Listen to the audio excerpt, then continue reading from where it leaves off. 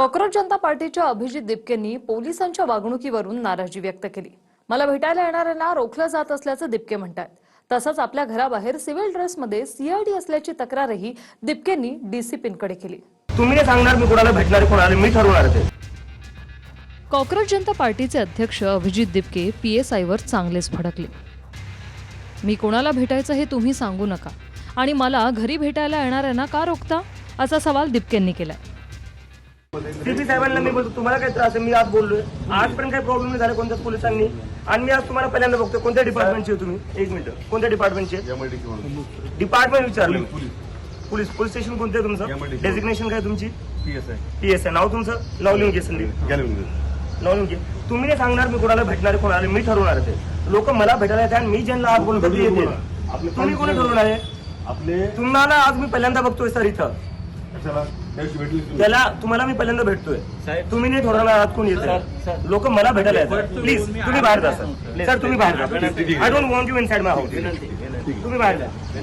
आणि असं चालणार नाही मला जे लोक भेटायला येतात त्यांना असं बोललेलं मला आवडणार नाही प्लीज। आपले सर कुठे दुसरे ठीक आहे बोलायची पद्धत झाली बोलायची पद्धत काय झाली लोक मला भेटायला येतात तुम्ही त्यांना असे बाहेर। दिपकेंना भेटायला येणाऱ्यांची संख्या मोठी आहे आणि घराबाहेर पोलीस सुरक्षाही तैनात आहे, पण सिव्हिल ड्रेसमध्ये सीआयडी घराबाहेर असल्याचं दिपकेंनी सांगितलंय। तसा फोनच दिपकेंनी छत्रपती संभाजीनगरच्या डीसीपींना केलाय। And sir, there is another serious issue which I need to point out.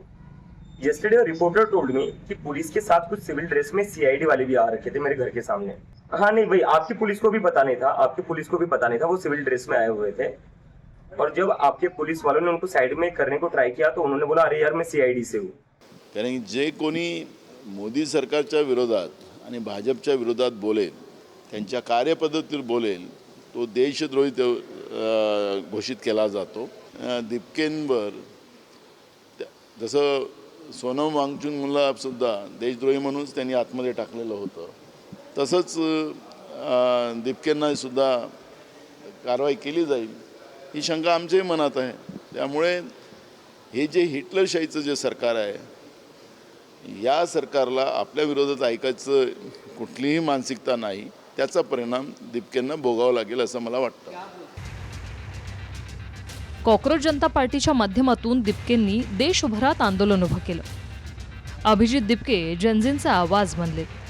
दुसरीकडे आता संघानेही जनजींसोबत चर्चेला सुरुवात केली, ज्यात सरसंघ चालकांनी रोखठोकपणे आपली मतं मांडली। आंदोलन करणारे जनजी आपलेच आहेत, ते देशद्रोही नाहीत असं मोहन भागवत म्हणाले।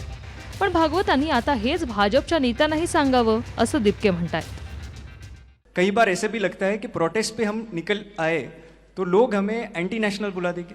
हाँ, लोग हमें बोलेंगे saying that this people are agents of some country and so. तो सर इसमें वो मैं कह रहा हूँ ना, इसमें मैं कह रहा हूँ हाँ कि जैन जी अगर एजिटेशन कर रही है तो एंटी नेशनल तो है नहीं, अपने लोग हैं, अपनी नेक्स्ट जनरेशन है जी सर। इस अपनेपन से डायलॉग का साथ मैंने बोला अपनापन चाहिए, संबंध चाहिए, वो हमारा संबंध है उसका रिकॉग्निशन चाहिए, तब ये डायलॉग होता है। वहाँ की बात हमको समझ में आती है, हमारी बात वहाँ समझ में आती है, ये होता है तो होना चाहिए। नहीं मुझे जो लगता है मोहन भागवत का जो कल का जो स्टेटमेंट था जो सबसे इम्पोर्टेंट स्टेटमेंट था वो ये था कि जेनजी को एंटी नेशनल्स मत कहो, प्रोटेस्ट करना उनका अधिकार है और जेन्युइन इश्यूज़ है। तो उन्होंने जो ये चीज़ कही है मैं पूरी तरह अग्री करता हूँ। मैं चाहता हूँ कि मोहन भागवत क्योंकि वो बीजेपी के एक तरीके से मेंटर है, नरेंद्र मोदी जी के भी गॉडफादर है, तो एक बार वो सेम चीज़ बीजेपी वालों को बता दे, नरेंद्र मोदी जी को बता दे कि ये जो स्टूडेंट्स है यूथ है उनको एंटी नेशनल्स ना कहा है, क्योंकि ये लोग तो सारे बीजेपी वाले लोग एंटी नेशनल कह रहे हैं। धर्मेंद्र प्रधान ने क्या कहा था दहशतगर्दों की बी टीम है, और जो नितिन नबी जी भाजपा के प्रेसिडेंट उन्होंने कहा था कि ये वायरस है। तो मैं उम्मीद करता हूँ कि अब मोहन भागवत जी की ये बात सुनेंगे, ये उनकी बात मानेंगे।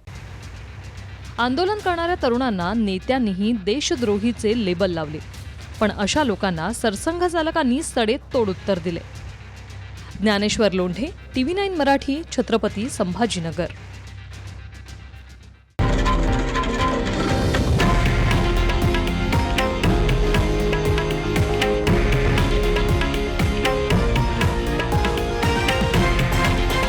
हे आहे देशातील नंबर 1 न्यूज नेटवर्क आणि आपण पाहत आहात TV9 मराठी, एकमेव.